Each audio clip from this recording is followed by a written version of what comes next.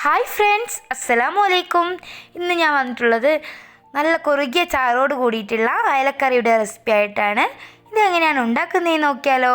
ഗ്യാസിലോട്ട് ഒരു ചട്ടി ചൂടാക്കാൻ വെച്ചിട്ടുണ്ട്. ഇതിലോട്ട് 1 ടേബിൾ സ്പൂൺ അളവിൽ വെളിച്ചെണ്ണയാണ് ഒഴിച്ചു കൊടുക്കുന്നത്. 1/4 ടീസ്പൂൺ അളവിൽ ഉലുവ കൂടി ചേർത്ത് കൊടുത്തിട്ടുണ്ട്. ഒരു തണ്ട് കറിവേപ്പില കൂടി ഇട്ട് കൊടുക്കാം.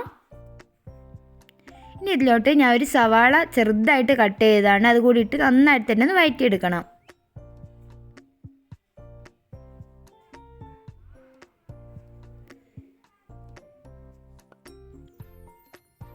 സവാള എല്ലാം വഴന്ന് വരുമ്പോൾ ഇതിലോട്ട് ഞാൻ ചേർത്ത് കൊടുക്കുന്നത് ഒരു കഷ്ണം ഇഞ്ചി ചതച്ചത്, ഒരു 8 വെളുത്തുള്ളി ചതച്ചതാണ്, അതുകൂടി ഇട്ട് കൊടുത്തിട്ടുണ്ട്. 4-5 പച്ചമുളക് കൂടി ഇട്ട് കൊടുത്ത് നന്നായിട്ട് തന്നെ ഇതൊന്ന് വഴറ്റിയെടുക്കാം.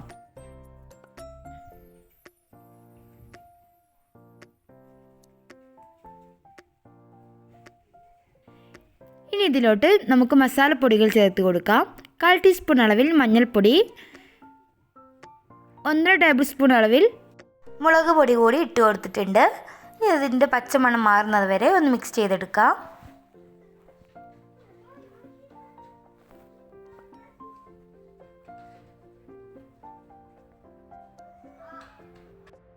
ഇനി ഇതിലോട്ടേക്ക് ഒരു വലിയ സൈസിലുള്ള തക്കാളി നന്നായിട്ട് അരച്ചിട്ട് ചേർത്ത് കൊടുക്കുന്നുണ്ട്. ഇനി ഇത് നന്നായിട്ട് തന്നെ മിക്സ് ചെയ്തെടുക്കാം.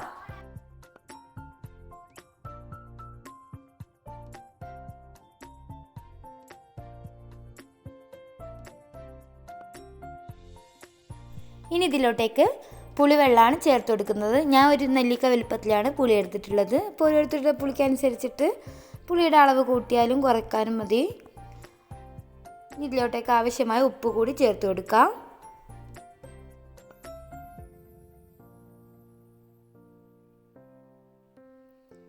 അപ്പോൾ ഞാൻ ഇതിലോട്ട് കുറച്ച് വെള്ളം കൂടി ചേർത്ത് കൊടുക്കുന്നുണ്ട്. ഇനി ഇതൊന്ന് തിളക്കാൻ വേണ്ടി അടച്ചു വെച്ച് കൊടുക്കാം. ഇപ്പോൾ ഇതാ നന്നായിട്ട് തന്നെ തിളച്ച് വന്നിട്ടുണ്ട്. ഇനി കഴുകി വൃത്തിയാക്കി വെച്ചിട്ടുള്ള അയില ഇതിലോട്ട് ഇട്ട് കൊടുക്കാം.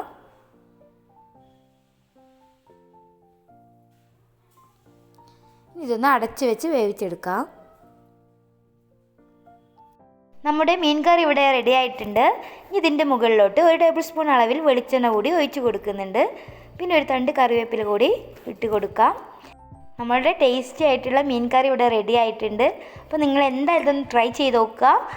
ഇഷ്ടപ്പെട്ടാൽ ലൈക്ക് ചെയ്യാനും കമൻറ്റ് ചെയ്യാനും സബ്സ്ക്രൈബ് ചെയ്യാനും മറക്കരുത്. മറ്റൊരു വീഡിയോയുമായി വീണ്ടും കാണാം. Okay, bye bye.